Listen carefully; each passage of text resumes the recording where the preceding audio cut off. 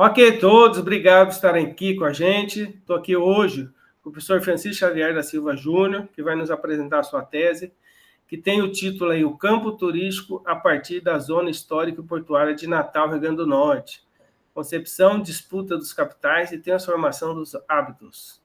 Ok, professor Francisco, obrigado por estar aqui, por apresentar a sua tese. Fique à vontade. Bem, eu que agradeço o convite, né? É sempre uma oportunidade interessante a gente apresentar os resultados da nossa pesquisa.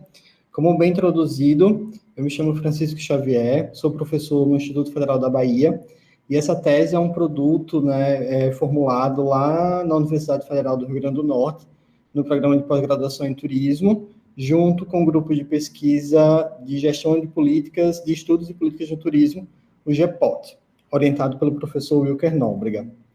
Essa tese ela tem um formato multipaper, né? Nós desenvolvemos 3 partes. Na primeira parte, nós discutimos um pouco sobre o contexto, problemática, caminhos metodológicos da Zona Histórica e Portuária de Natal. A parte 2 ela é dividida em 3 sessões, contendo 3 artigos com introdução, metodologia, referencial teórico, resultados e conclusões parciais cada, onde nós vamos discutir um pouco sobre a formação e evolução do campo turístico, quais foram os conflitos, os capitais e as transformações dos hábitos que os agentes desenvolveram nesse campo. E na parte 3, nós trazemos as considerações finais através dos movimentos de extinção, né, os mecanismos para um olhar futuro da Zona Histórica e Portuária de Natal. Bem, a problemática da pesquisa, né, dessa tese, ela está muito concentrada nesse avanço das cidades para as novas centralidades e o apagamento e o processo de esquecimento da zona histórica e portuária, culminando como um problema público, né? Essa relação do problema público, ela surge na necessidade de fazer desses espaços, que são tidos como esquecidos hoje, né, cenários competitivos para a cidade.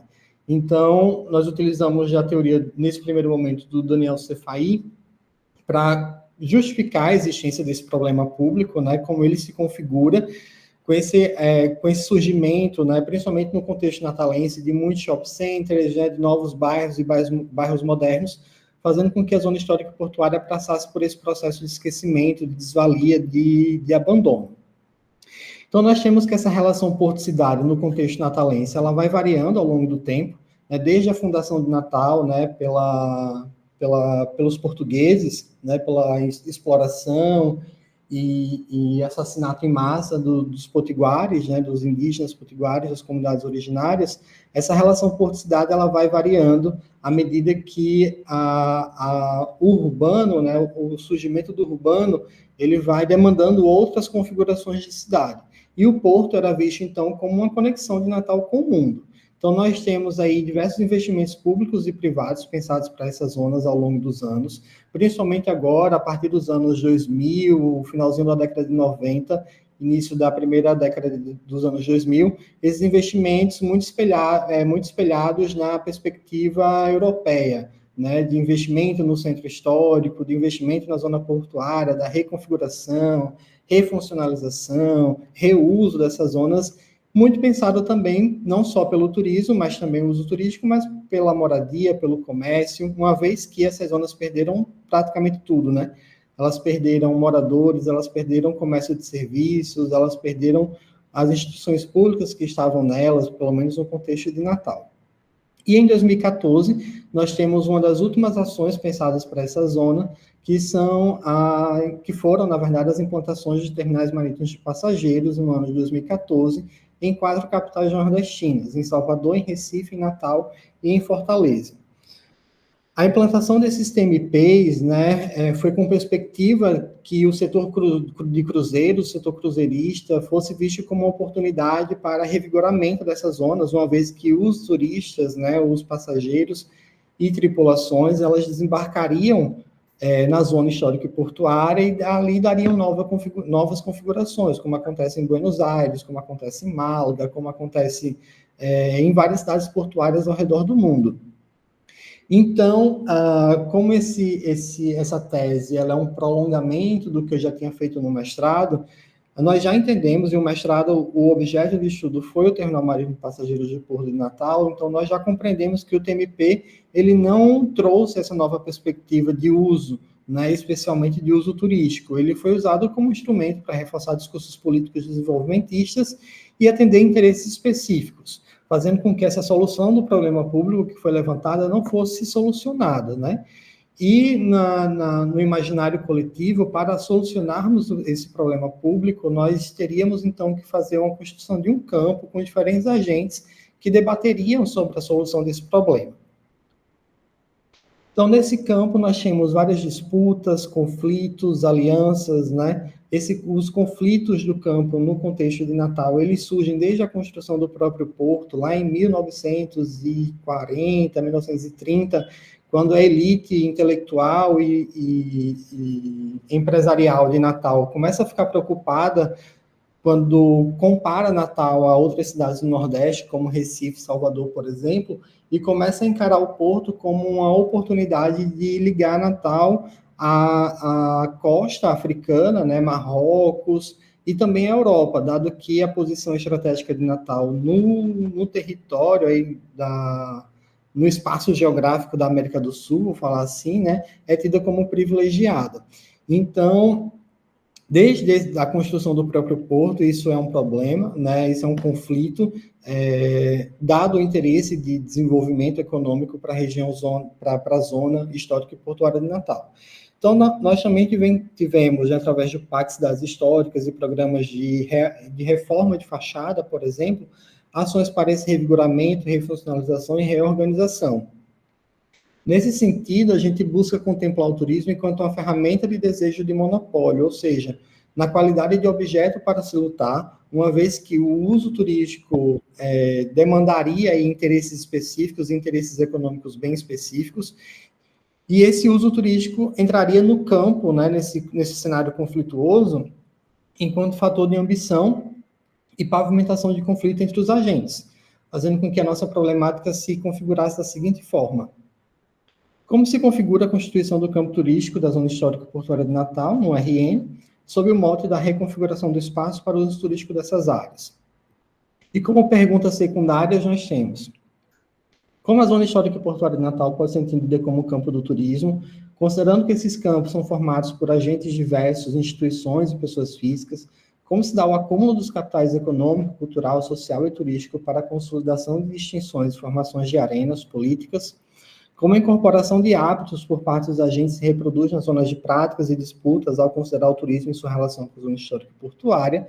E, por fim, quais são os cenários possíveis, né, que podem ser considerados a partir das narrativas dos agentes para o redesenho do desenvolvimento turístico e promoção de uma nova fase na relação turismo-porto-cidade? Tanto o objetivo geral como os objetivos específicos, eles buscam responder, né, a problemática geral e a problemática específica também. Na metodologia, nós fizemos primeiramente um levantamento bibliográfico, né, utilizando uma ferramenta chamada ProNoC. Das fases propostas pelo ProNoC, nós fomos até a construção de um portfólio bibliográfico, sem a necessidade de fazer um estudo bibliométrico sobre os artigos que levantamos.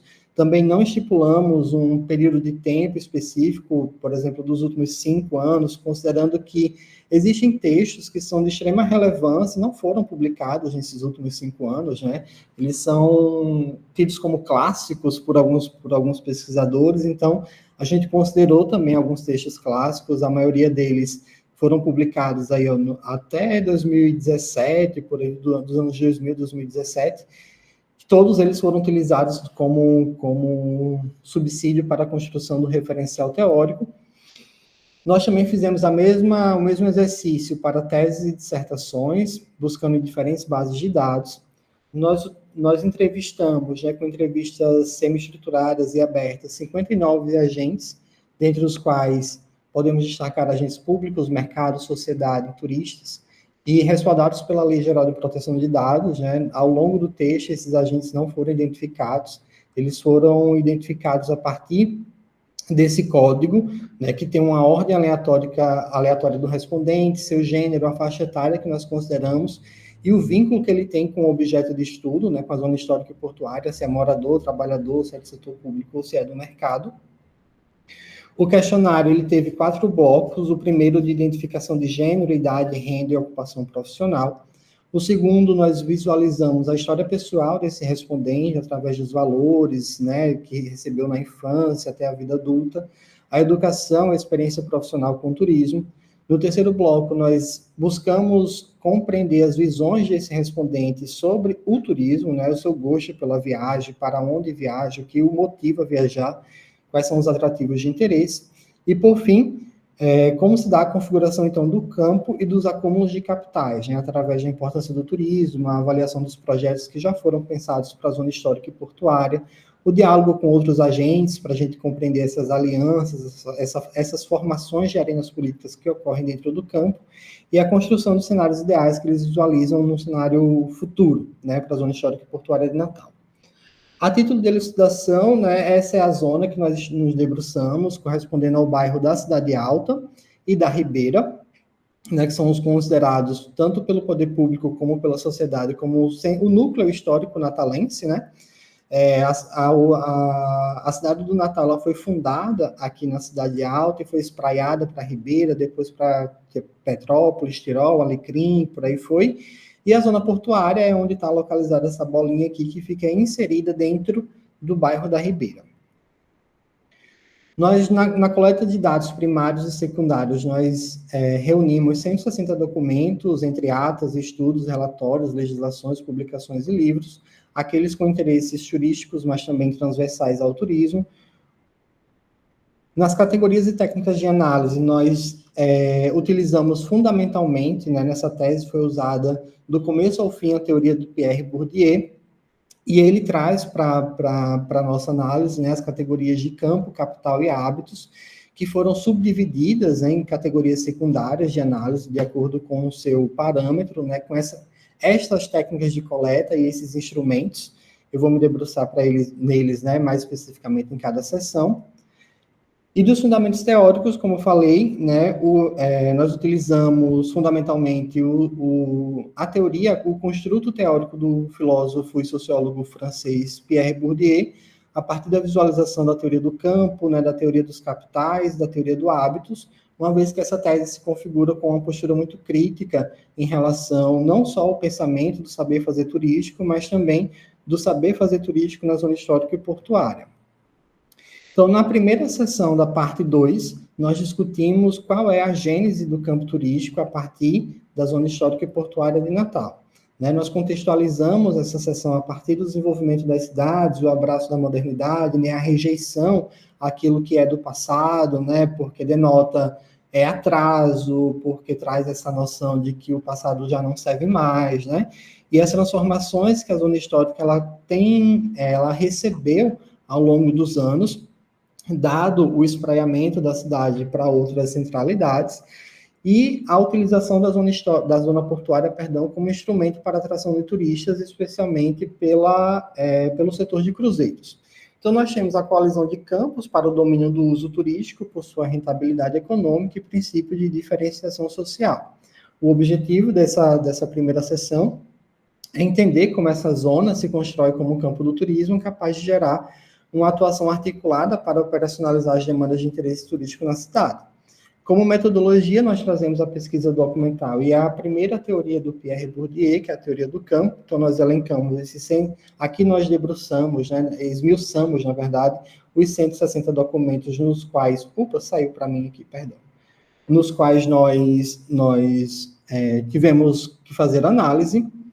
Nós também apresentamos o terreno físico da disputa, né, uma vez para a construção de um campo, seja ele qual for, de um campo social, a partir da visão do Pierre Bourdieu, é necessário fazer um recorte histórico da fundamentação desse campo, né, quais são as bases e o construto que esse campo tem ao longo da história. Então, nós fazemos todo um levantamento histórico da fundação da cidade do Natal, no bairro da Cidade Alta, aqui no número 1, e no bairro da Ribeira, no número 2, até culminar na última ação de interesse turístico, né, que é a construção do terminal marítimo de passageiros do Porto de Natal. Então, nós fazemos esse levantamento histórico, né, desse terreno físico da disputa. Nós também fizemos um levantamento das ações públicas e privadas que foram pensadas para a zona histórica e portuária de Natal, desde os investimentos públicos por modal, né, a percepção de que o setor de cruzeiros é um setor que vale a pena se lutar para, uma vez que a queda que se apresenta aqui, ela foi em virtude da pandemia, mas já com projeções exponenciais de superar os números pré-pandêmicos. Trazemos outros números também, nós trouxemos outros números também, que não couberam na apresentação.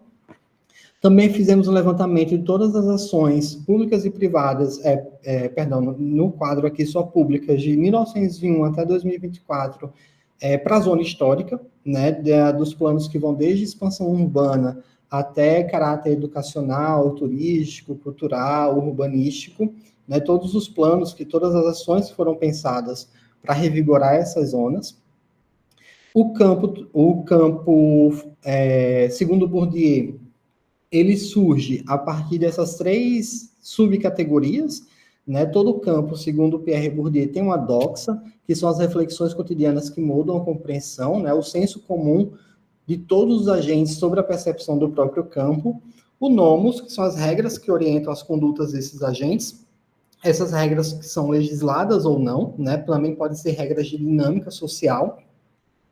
E a ilúgio, que é a crença na validade do campo, ou seja, é a crença de que os investimentos que cada agente faz no campo retornarão, né, com lucro para esses agentes. Então, na doxa, a doxa sendo um componente de compreensão prática do que se entende pelo que é, nós buscamos nos agentes do campo entender o que esses agentes entendem sobre o que é turismo. Né? Então, o Estado reconhece o turismo como um instrumento que reduz burocracias, né? Burocracias geopolíticas. É o Estado que legisla sobre o turismo e dá as ordens e as normativas sobre o turismo como instrumento de paz e por aí vai. O mercado já observa o turismo como uma oportunidade de investimento, mesmo que volátil, né? Também observa o turismo como uma oferta de produtos na segmentação, né? Turismo para a terceira idade, turismo rural, turismo de base comunitária, enfim, o mercado vai visualizando também o turismo dessa forma.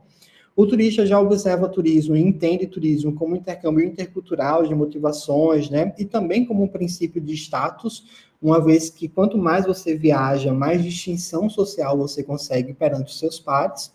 Os trabalhadores já observam o turismo como uma oportunidade de emprego, né? Com jornadas exaustivas e baixa remuneração. A academia entende turismo como objeto de pesquisa pela sua interdisciplinaridade, mas também a academia preocupada na qualificação desses profissionais para o mercado, né, e para as outras instâncias também. E a comunidade local observa turismo como um benefício para a mudança de vida. Então, nós temos dois grandes lados dessa compreensão do que se é o turismo. Né? Um primeiro lado, que são as aspirações pessoais dos agentes, entender o turismo enquanto conhecimento e lazer, e na mesma medida enquanto distinção social, nesse modelo de quanto mais eu tenho visões de mundo, mais eu me diferencio dos outros. E nós temos aspirações coletivas dos agentes, né, que é a grande influência do mercado nas ações políticas também e nas ações sociais que o turismo oferta, né, e as dinâmicas de poder, uma vez que agentes de mercado muitas vezes estão mesclados com os agentes de Estado, né, então essas doxas elas vão se equilibrando aí quando a gente tem o turismo enquanto um objeto de disputa, né, enquanto um objeto de desejo.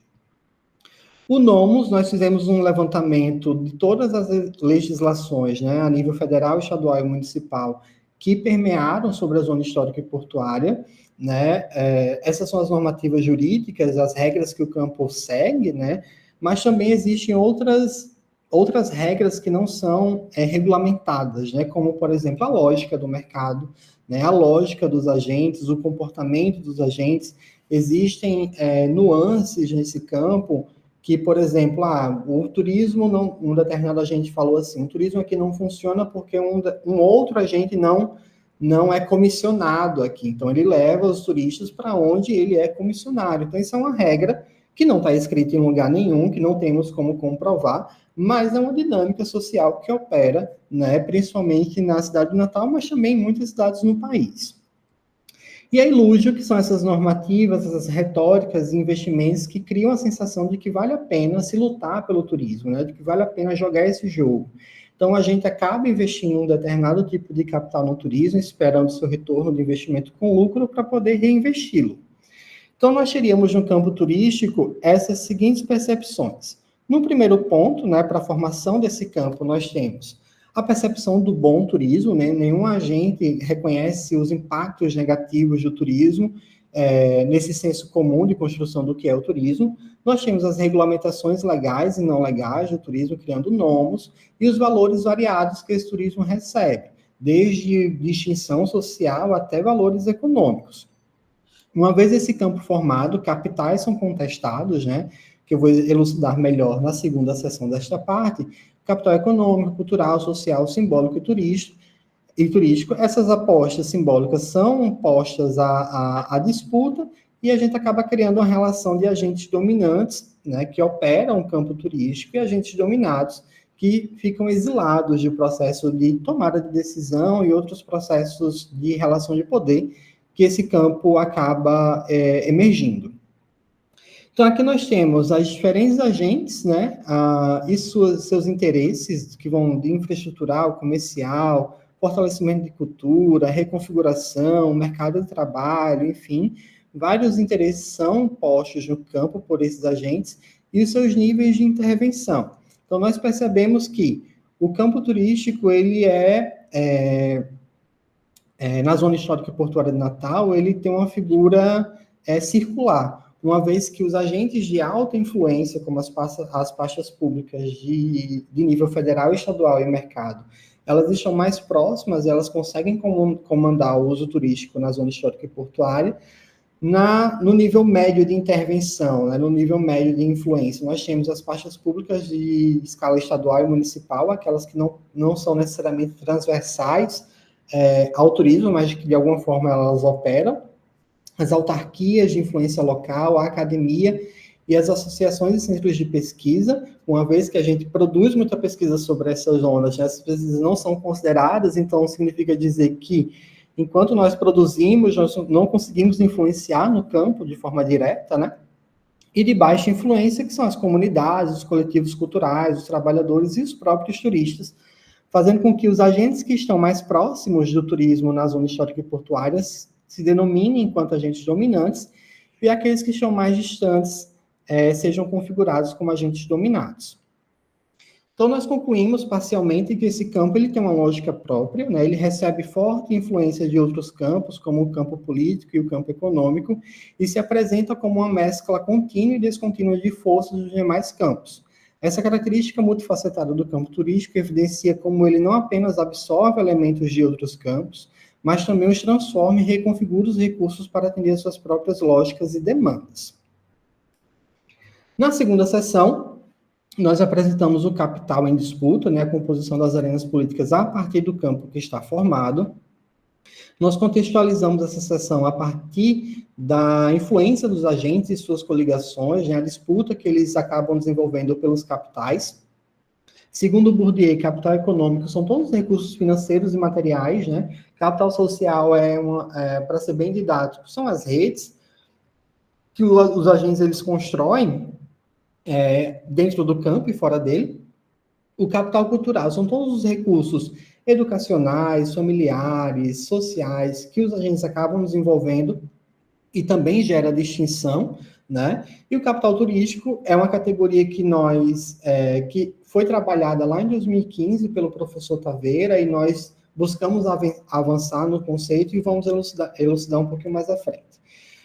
Então, dentro do campo, nós temos essa formação dessas arenas políticas, uma vez que os agentes vão se aproximando mediante os seus interesses, né? E essas arenas acabam configurando espaços de poder mais intimistas, né? Reverberando aí ações quase de caráter pessoalista, que silencia o coletivo, né? Que silencia os agentes dominados, por exemplo. Então, o objetivo dessa sessão foi dimensionar o acúmulo desses capitais, né, para a constituição de extinção e formações de arenas políticas. Enquanto metodologia, nós buscamos no conceito de capital, do Pierre Bourdieu, um recurso de sucesso ou fracasso, né? Nós tivemos as entrevistas semi-estruturadas e o volume de cada capital nós desenvolvemos a partir de valores atribuídos, como está explícito aqui nesse quadro, e a partir desses cálculos, ou seja, No capital econômico, como nós não tivemos, e eu acho que seria muito difícil e ousado, por exemplo, ter acesso ao patrimônio, né, que não necessariamente seja vinculado ao salário mínimo. Então, no capital econômico, nós escolhemos codificá-lo a partir dos salários mínimos, de uma escala de 1 a 8. Capital cultural, da mesma forma, nós optamos por uma variável, que foi escolaridade, também em uma escala de 1 a 8. No capital social, nós elencamos 10 relações sociais, que vão desde não conheço, né, não conheço os demais agentes, até relações de amizade e familiares. Só que nós precisaríamos colocar isso também numa escala 8, né? Então, nós fizemos uma média para que esse número chegasse na escala 8. E no capital turístico, nós elencamos 8 relações turísticas de gosto pela viagem, né, e de interesse pela viagem, também ponderando pela média 8. Hoje, nós fizemos um levantamento, né, de como se configura as zonas no contexto do turismo. Na sessão anterior, nós fizemos um levantamento histórico, e para essa sessão, se constituiu dessa forma, mas como opera o turismo nessas zonas, né? Então, nós observamos que existe, na verdade, um grande corredor de atrativos turísticos culturais, né, que foi criado, por isso nós não adotamos o título e a terminologia, centro histórico. Nós adotamos a terminologia zona histórica, porque não é todo o bairro que tem a configuração do passado. Na verdade, boa parte dos bairros foram modernizados, e o que resistiu foi esse corredor que liga um bairro ao outro, né, de casarões, de igrejas. E o que está preservado hoje, o que foi instituído como patrimônio, seja pela própria sociedade, pelo IPHAN, ou pelas instituições de nível estadual e municipal, ou é de caráter religioso, ou é de caráter militar, ou é de caráter político, né? Não tem nada preservado que seja de caráter coletivo, né? Nessa perspectiva dos grupos de resistência, por exemplo. Então, nós buscamos avançar no conceito que o professor Taveira começou a desenhar lá em 2015 sobre o que seria capital turístico. Nós entendemos que capital turístico é um elemento, é uma mescla de elementos de outros capitais, do capital econômico, do capital cultural e do capital social. O principal capital em disputa no campo turístico seria um capital turístico. Não faz sentido, na literatura do Pierre Bourdieu, existir um campo onde o principal capital não seja o disputado. Por exemplo, no campo econômico, o principal capital disputado é o capital econômico, e por aí vai. No campo político, capital político; no campo educacional, capital educacional, e por aí vai. Então, no campo turístico, não faz sentido outro capital ser mais disputado a não ser o capital turístico. Ele é de natureza singular, de competência humana, que gera efeitos nas relações coletivas e individuais. Uma vez que esse capital apostado, ele confere uma autoridade ao agente de forma simbólica e prática.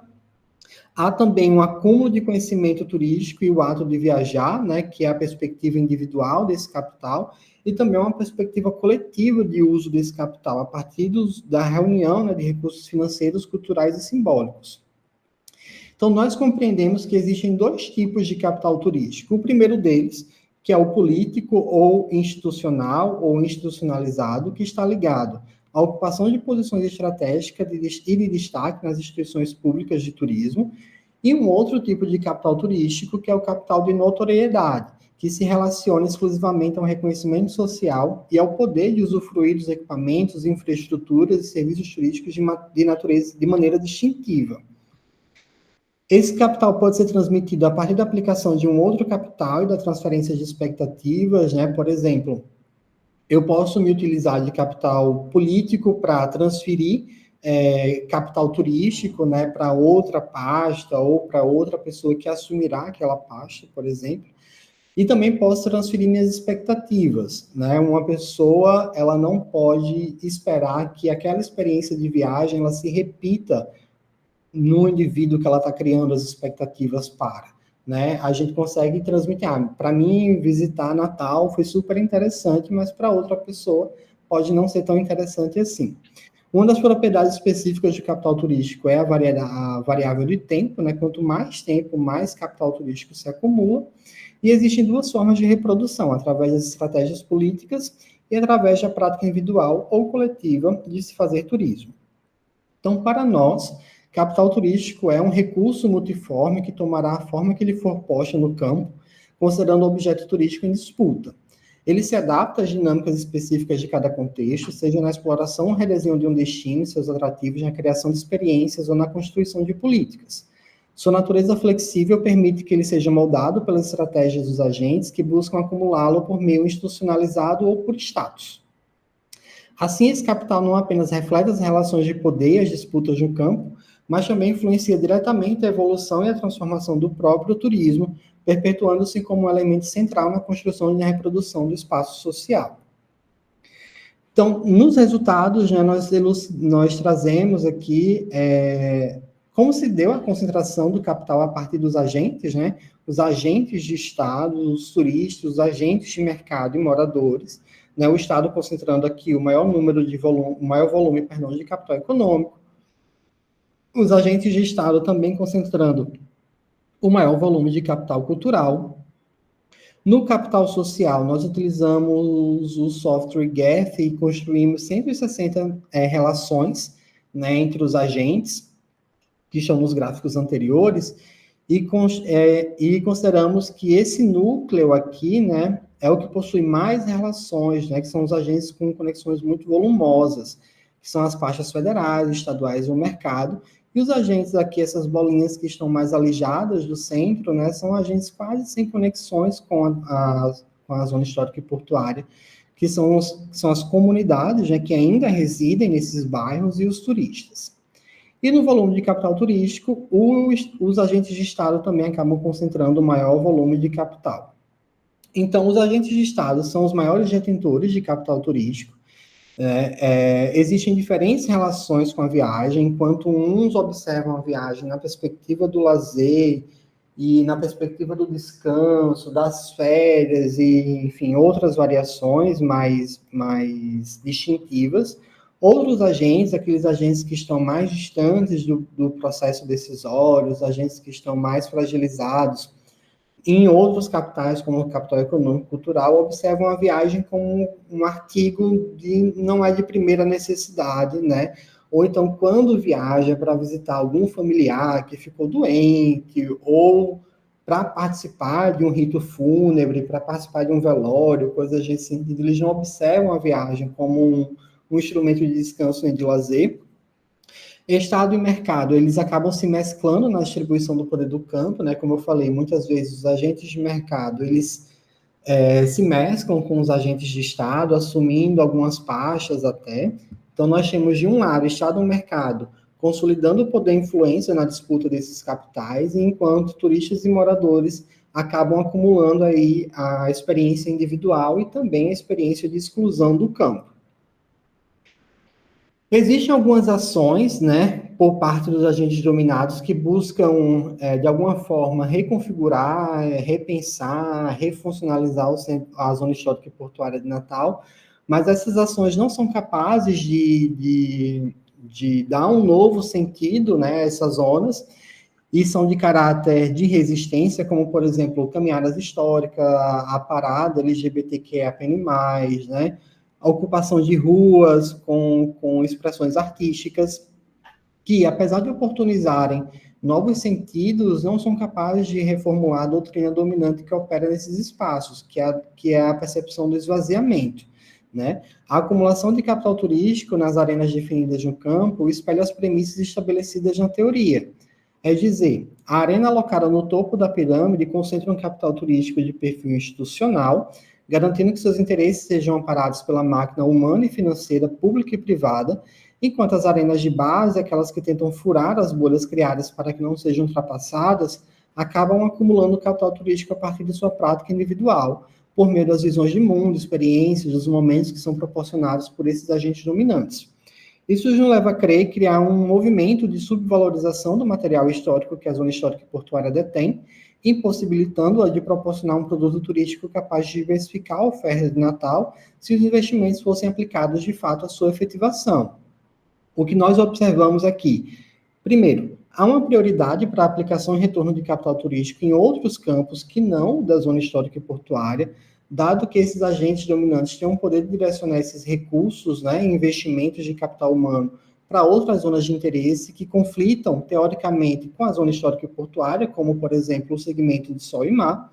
Há uma percepção única de que Natal não detém outras possibilidades além desse turismo, né?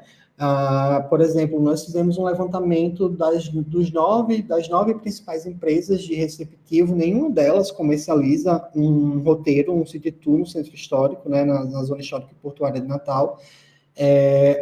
Uma que comercializa o Forte, né, que é um elemento cultural de apelo de marketing midiático que Natal tem, mas o Forte ele não está dentro da zona histórica e portuária, né, ele está um pouco afastado, e provavelmente, né, ele é utilizado porque ele, de fato, ele está no caminho para as outras praias do litoral norte, né, então a visita ao forte ela acaba sendo estratégica, e essas empresas acabam colocando isso como uma visita cultural e quase que panorâmica, na verdade, né, porque o interesse mesmo são as praias.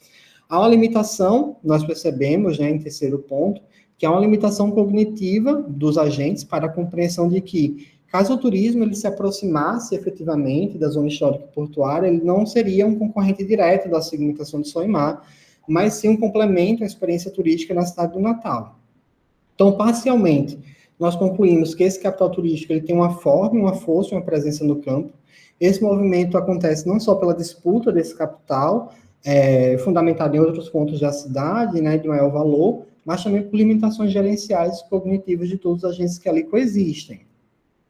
O acúmulo de capital turístico põe à prova que os agentes dominantes consideram que o turismo cultural previsto para a zona histórica e portuária é valoroso na pessoalidade, ou seja, todos eles falam que seria interessante que o turismo cultural, nessa perspectiva, nessa lógica da segmentação, seria importante, seria maravilhoso para Natal.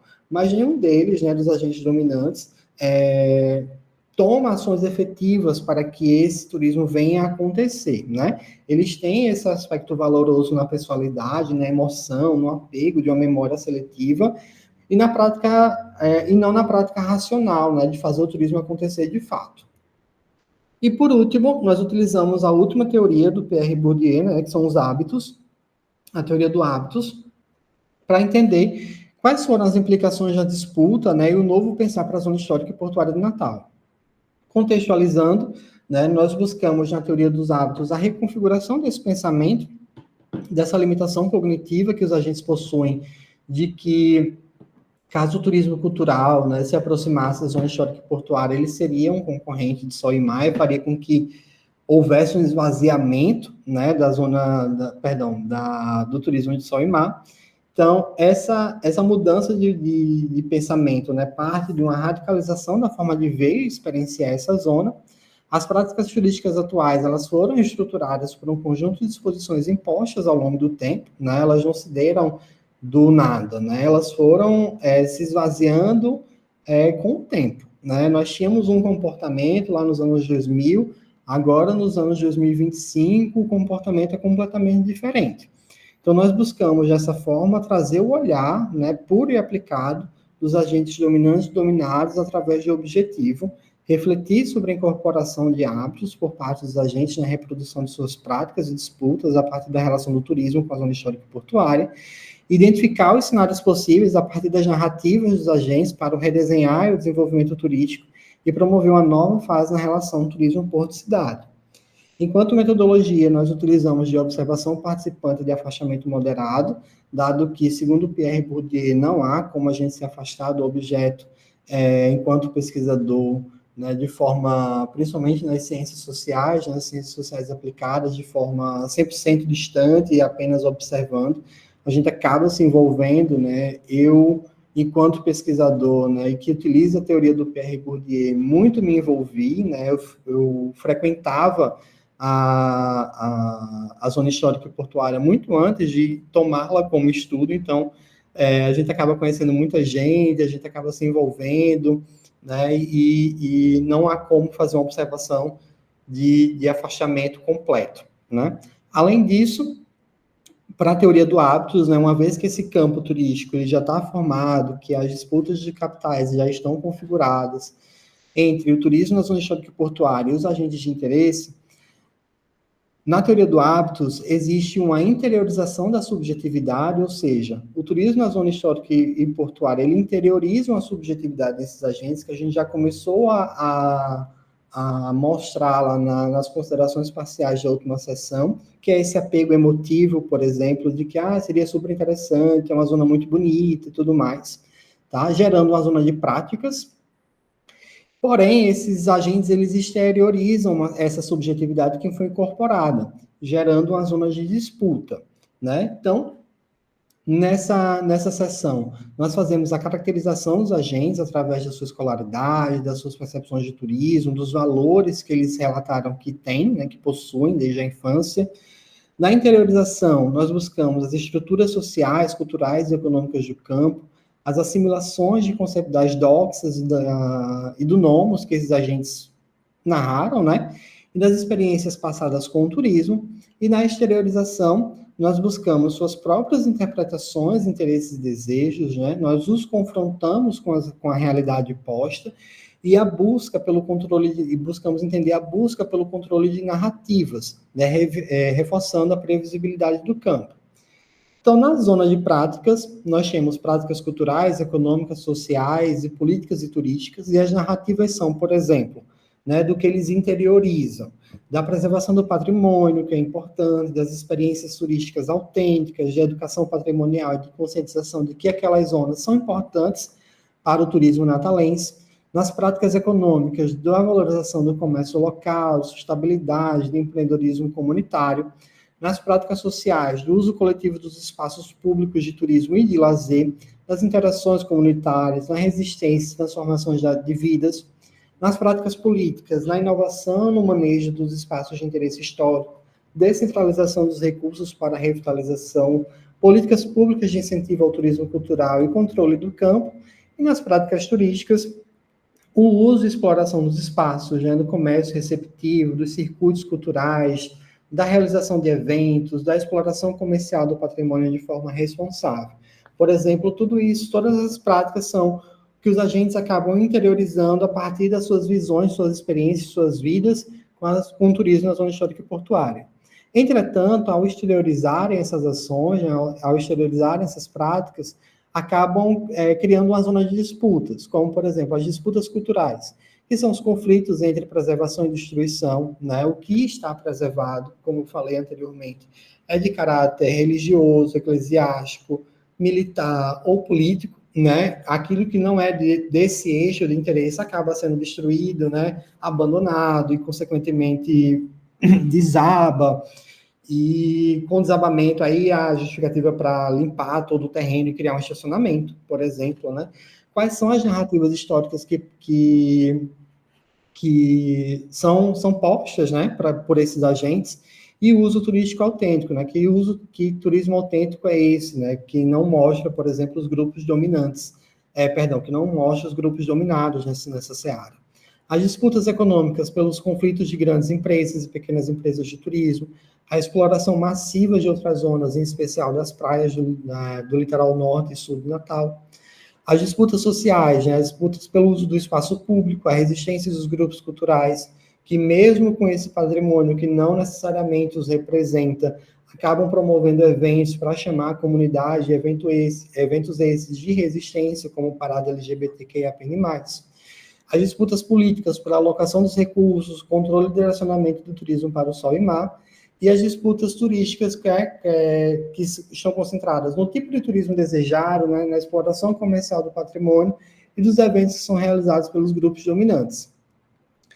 Quando a gente pergunta o que seria ideal para a zona histórica e portuária no momento da pesquisa, né, todos eles falaram em moradia, né, em mais moradia, uma vez que essas zonas estão esvaziadas de moradores, segurança, cultura, vida, revitalização, políticas mais direcionadas, por exemplo, e a partir de todas as narrativas, das 59 entrevistas que nós realizamos, nós chegamos nesses direcionamentos, que não é uma receita de bolo, mas foram construídas a partir das falas de todos os agentes, né? Então, para que o uso turístico seja uma realidade, o primeiro ponto é que é necessária uma valorização cultural e patrimonial, né? É necessária uma promoção econômica responsável e sustentável, uma gestão integrada, perdão, uma requalificação urbana e infraestrutural e um engajamento social, né? Tudo isso acontecendo com metodologias específicas.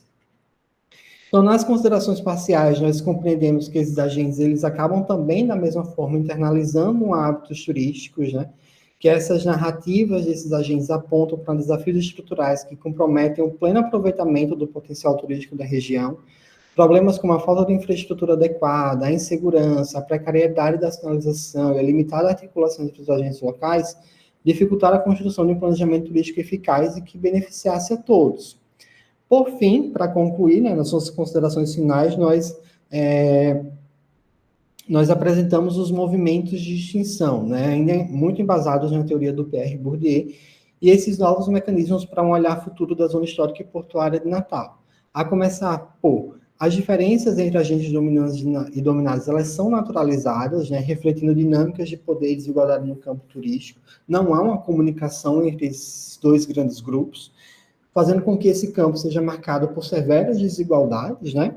A gente não objetivou em nenhum momento solucionar o problema público que está posto, né? Mas sim trazer uma perspectiva crítica, uma visão crítica sobre esse problema, né? Para que a gente tenha braço, para que a gente tenha instrumentos para começar a refletir e radicalizar sobre esse problema público.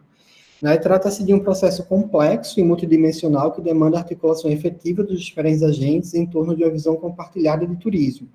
Para isso, né, nós, enquanto pesquisadores e embasados muito na teoria do Bourdieu, é necessária a construção de um cenário utópico para todos os agentes, né, que não necessariamente remeta a um futuro inalcançável, né, esse cenário utópico de que turismo e que zona portuária histórica e portuária nós queremos, né, para ver se a gente consegue alcançar. Há uma ausência desse cenário utópico de percepção de futuro, né, mas uma utopia base para a construção de um futuro integrado, onde a preservação histórica, o desenvolvimento econômico e a inclusão social coexistam para um turismo viável e pertinente para a cidade. Nas contribuições dessa tese, né, nós promovemos o debate sobre a importância de preservação histórica e inclusão comunitária. Nós acreditamos que avançamos nos estudos de turismo enquanto fenômeno social, ampliando os conceitos de campo, hábitos e capital turístico. Nós revelamos o potencial econômico da zona histórica e portuária. Nós expomos as desigualdades estruturais do campo, apontando para a necessidade de reposicionamento de pensamento. Nós colaboramos com uma matriz de estudos para campos turísticos, e nós também buscamos trazer alguns indicativos, né, de governança para essas zonas. De limitações, nós tivemos dificuldades de acesso a alguns agentes centrais do mercado do poder público que não desejaram participar, né, das entrevistas semi-estruturadas. Nós tivemos também uma baixa presença de turistas e moradores durante o período de coleta de dados, né? Esses turistas eles foram buscados, a coleta de dados ela ocorreu, salvo me engano, de junho até novembro, né? Então, nesse largo período, nós não tivemos assim, um número expressivo de turistas e de moradores, né? E há também quem diga que o foco geográfico ele é muito restrito, né? Fazendo com que a gente não consiga fazer algumas generalizações a nível de Brasil, a nível de América Latina, por exemplo. Para pesquisas futuras, né, a gente sugere, né, que possam ser desenvolvidos estudos comparativos com outras zonas históricas e portuárias no mundo, né, aprofundamento teórico sobre hábitos turísticos e capital turístico, nós também encorajamos os pesquisadores a refletirem sobre, e pesquisas que integrem outras questões que vão além do cultural, né, como, por exemplo, questões ambientais e também sociais correlacionadas ao turismo. Acho que é isso. Obrigado, eu acho que foi no tempo. Muito bem, professor. Dentro da construção aí do campo, da metodologia, olha, parabéns, uma aula assim, perfeita. Agora, eu estou pensando aqui, professor, com a chegada do TMP, do Terminal Marítimo Passageiro aí, o bairro da Ribeira, né? Acho que isso. Não houve muita transformação, né? Que é uma das coisas que está no objetivo lá, reconfiguração que você chama.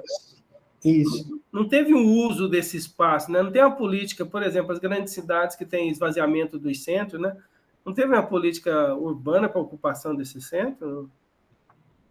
Então, no mestrado, a gente já chegou a essa realidade, né?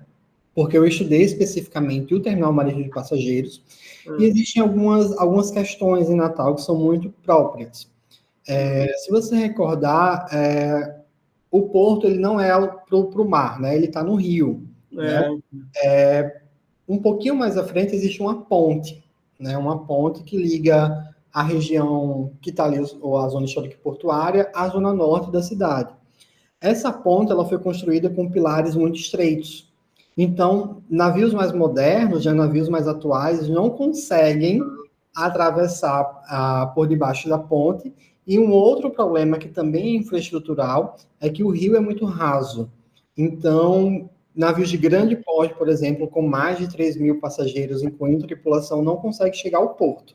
Ele teria que ficar atracado em alto mar, ancorado em alto mar, para que o porto mandasse uma série de lanchas, né, uma série de embarcações para buscar esses turistas. Então, seria uma mão de obra muito complicada. Então, o porto acaba recebendo, de forma muito específica, na alta temporada, que vai ali de novembro a março, cruzeiros de médio e pequeno porte, né? Outro cenário que é bastante desafiador é que quando esses turistas chegam, né, quando eles desembarcam no terminal marítimo de passageiros, já existe muitas empresas de receptivo que colocam esses turistas em ônibus e levam esses turistas para as praias, né?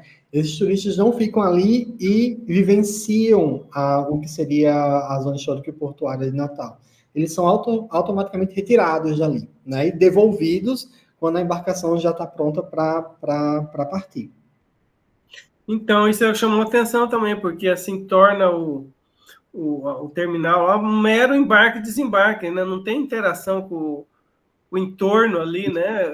E aí, acho que na pesquisa você falou isso, né? Que eles preferem, então vem com a cabeça de só ir para essa imagem que tem de Natal, né? Exato. Há uma aproximação com a comunidade, porque quando esses terminais marítimos foram pensados nas 4 capitais, eles não foram pensados apenas para receber passageiros, já embarcar passageiros. Eles foram pensados porque a nossa temporada de cruzeiros ela é muito específica nas 4 cidades, com exceção de Salvador, talvez Fortaleza tenha uma alta temporada um pouco maior, mas Natal e Recife, esses terminais também foram pensados para serem arrendados, né? Porque existe um apelo paisagístico belíssimo, né? Do pôr do sol no Rio, né? Enfim, um apelo natural, paisagístico muito bonito. Então, na baixa temporada, esses terminais podem ser arrendados para eventos. Então, é quando a comunidade ela chega junto, porque são realizados casamentos, festas de 15 anos, enfim, algumas empresas de entretenimento promovem festas nos terminais. Acaba gerando também uma receita alternativa para a manutenção do terminal por parte do porto, né, que é muito interessante. Mas os turistas em si, eles acabam ficando mais distantes dessa relação, né? O que fragiliza um pouco a relação porto-cidade, né? Que outrora nós tínhamos uma relação muito conectada com o porto, né? O porto era visto como um abraço à modernidade, um abraço ao mundo, e hoje a gente já observa o porto com certa distância. Então, porque já existia essa área portuária, né? Comparando, assim, sem querer comparar, mas já comparando, por exemplo, com a questão lá de Belém, né? Que foi todo revitalizado o entorno, o porto lá, e criou-se ali um ambiente de vida noturna e tal. Isso não se passa aí em Natal. Não, ainda não. Infelizmente, ainda não. Né? Esse movimento, né, de conexão da zona histórica e portuária com a comunidade, ele tem que ser, como é que a gente pode pensar isso? Ele tem que ser muito bem estruturado, né? Porque Natal acaba tendo essas especificações. Os bairros da Cidade Alta e Ribeira, eles foram, de fato, esvaziados de moradores, então é necessário rever uma política urbana de reocupação, né, que não gere gentrificação, né, que não gere especulação imobiliária, por exemplo, para que um bairro fique um bairro caro de se viver, não faria sentido, né, mas que tenha moradia de luxo, que tenha moradia popular, né, que tenha para você ter noção, por exemplo, é raro você encontrar uma farmácia na Ribeira. Isso já é um sinal. Não existe escola na Ribeira, né? não existe hospital, enfim. Agora, no meu último contato com o campo, uma instituição pública já estava retornando os seus centros administrativos, né, para Ribeira, né, para trazer pelo menos trabalhadores. Tinha um hospital veterinário na Ribeira agora, então esse movimento acaba surgindo, mas ainda é muito precário, porque muitos prédios na Ribeira já estão em fase de abandono, assim, avançado, né? Enfim, recuperar é difícil. Não, porque foi uma das preocupações da sua pesquisa, né? Porque nos objetivos específicos tinha ali a questão de identificar cenários futuros, né? Do que se poderia fazer para isso. Isso você também deixa de contribuição aí que você apresenta também. Isso, na verdade, era uma pergunta do nosso questionário, né? Qual seria o cenário ideal para a zona histórica e portuária? Então, a partir de todas essas 59 falas, nós fizemos um resumo, né, de como seria o cenário ideal na visão dos agentes que ali têm interesse. Então, eles falam em atrativos turísticos, por exemplo, que abram no final de semana. Né? Tem museu na Zona Histórica e Portuária de Natal que não abre no final de semana, né? Que não abre no domingo, que não abre no sábado à tarde, por exemplo. Né? A chegada de infraestrutura turística que vá além do asfalto, do calçamento, como, por exemplo, rede de hotéis. Né? É inexistente uma rede de hotel lá. Alimentos e bebidas, né, promoção de eventos diversos, né, diversos tipos de evento, sinalização, espaços para estacionamento, tudo isso foi citado, né, estacionamento de ônibus especificamente. Então, a partir dessas falas, a gente tem um trecho na tese que traz assim, ó, esse aqui seria o cenário ideal, né, para que esses agentes visualizam, né, que seria bacana. Por exemplo, os turistas que nós conseguimos entrevistar, eles disseram assim, seria interessante mais ações de marketing. A gente veio aqui meio que quase que de atrevido, porque a gente tem uma curiosidade para saber a parte fundacional da cidade, a gente curte centro histórico, essas coisas. A gente veio motivado pela praia, mas a gente queria conhecer também esse lado da cidade. Então, mas a gente não sabia, não viu em lugar nenhum. Não existe promoção da Zona Histórica Portuária de Natal. Né? Existe a promoção do sol e do mar. Então, na visão deles, mais ações de marketing, por exemplo, seria interessante, né? De promoção e divulgação do destino. Tá certo. Tá bom, professor. Eu queria agradecer a sua participação. Foi muito, muito interessante conhecer essa realidade aí, tá ok? Obrigado. Eu que agradeço. Até mais. Obrigado, até a próxima.